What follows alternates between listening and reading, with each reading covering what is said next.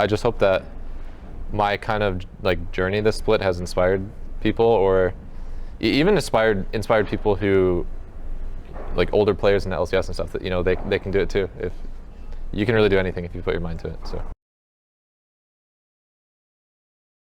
I was trying to get a win interview yesterday, right? It does kind of feel like, given your demeanor and the way that your body language is now, you're in a good spot, which is good, but kind of just detail the feelings over these last 2 days, I guess 2 or 3 days here. Feels like a whirlwind. I mean, like I was just telling you, the whole thing feels like a weird pipe dream, deja vu, like just so many bright lights shining at me, and like your adrenaline's just pumping for like an entire day straight. And then like, our series versus FlyQuest, it's like you come back at like 10 p.m. and then you got to sleep soon and then wake up and do it again the next day. So yeah, it's just this whole, it's an experience. I'll say that for sure. It's very exhausting and fatiguing, but at the same time, it's it's great. It's a lot of fun. So yeah. Do you know how close that game 4 was against FlyQuest? Oh yeah. I mean, we shouldn't have won the game. We definitely made too many mistakes, but the thing is, we actually brought it up today when we were down 1-2 to Cloud9 as well. But we've been down 1-2 in all of our series that we've played, besides the EG one, which we didn't lose. Yeah. And we always managed to come back and like win it. Yeah. So I think we have some. Yeah, I mean, we got that dog in us, we're not giving up, even no matter the game state. Sure. And we somehow found the angle in that game. So yeah, that was pretty mind blowing. Our coaches were very surprised. Yeah.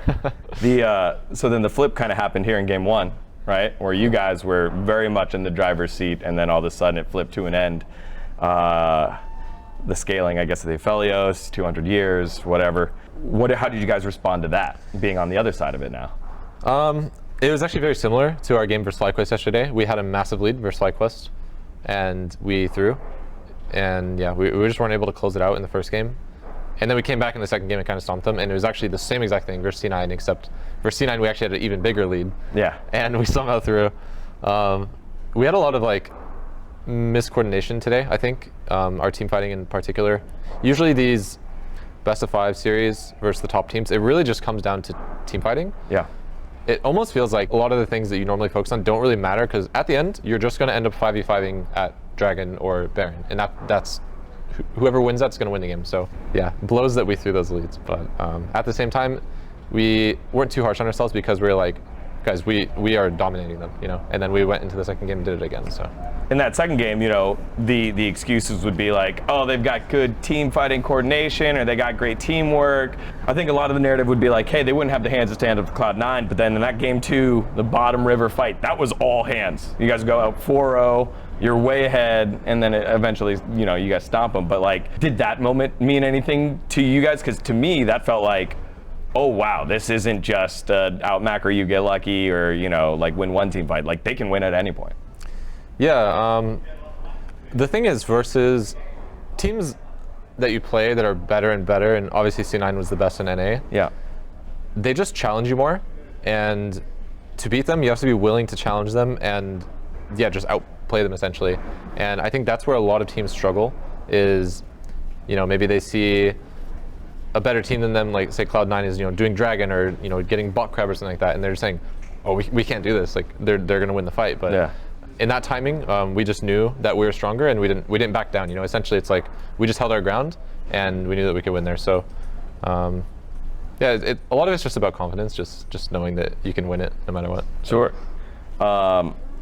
You said it was quite a fever dream, this whole, I guess, whirlwind of events. But then you also had family here as well. What does that mean to you, knowing that like you got to do it in front of some family and become the crowd favorite as well? If you weren't able to tell at home, Raleigh turned into a Golden Guardians stadium. It was a Golden Guardians stadium with C9 fans and with FlyQuest fans, but Golden Guardians were the fan favorite.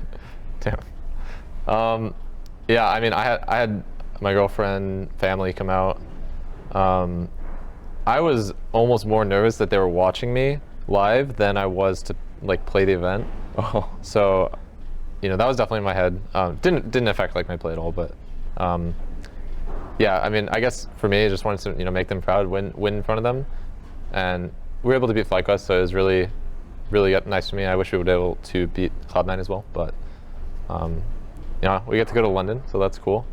But yeah, I mean, I just hope they had a good experience, and I think for me, this split in general, I just hope that my kind of like journey this split has inspired people, or even inspired people who, like older players in the LCS and stuff, that they can do it too. If you can really do anything if you put your mind to it. So yeah, man.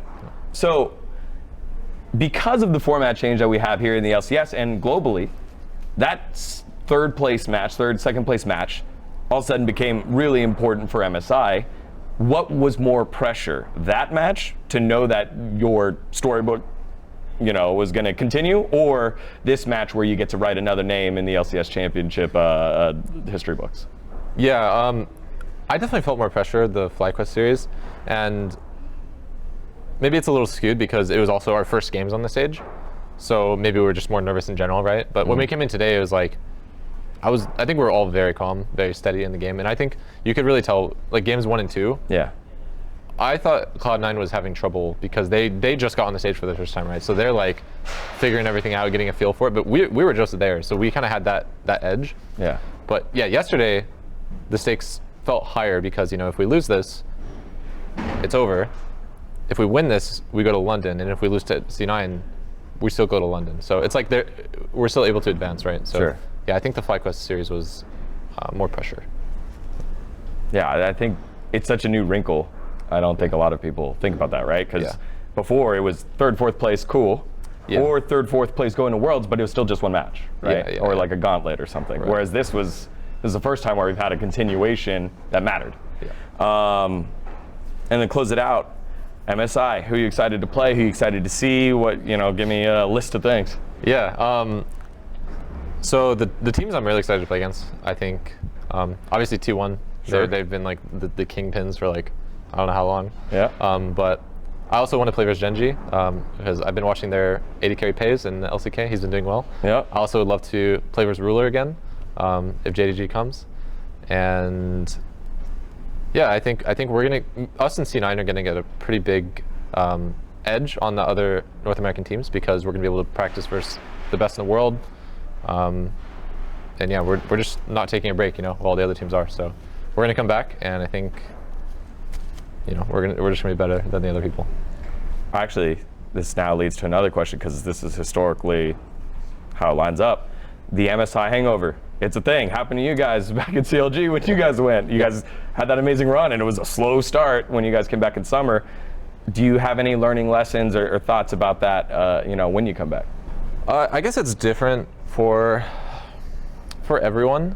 Sure. Just how they manage stress. Manage if they need breaks or not. Like we were even talking about like potentially going to Korea because I know like River and Gory would like to visit their family before we just keep going and keep going. Yeah. And I'm down with it. Like I'm down to go to Korea, but I know I don't really feel like I need a break, I guess is what I'm saying. Yeah. Whereas I think that's maybe not as normal for everyone. Sure. So yeah, just have to manage it well. And I think if I guess we just do our scheduling well and don't burn ourselves out, we'll be okay. All right, man. Well, again, congratulations to make it this far. Final words for your fans as we close the chapter on the spring LCS season. Yeah, just thanks to everyone who's supported me throughout the years. I really wasn't expecting like this turnout of all the Golden Guardians fans in North Carolina.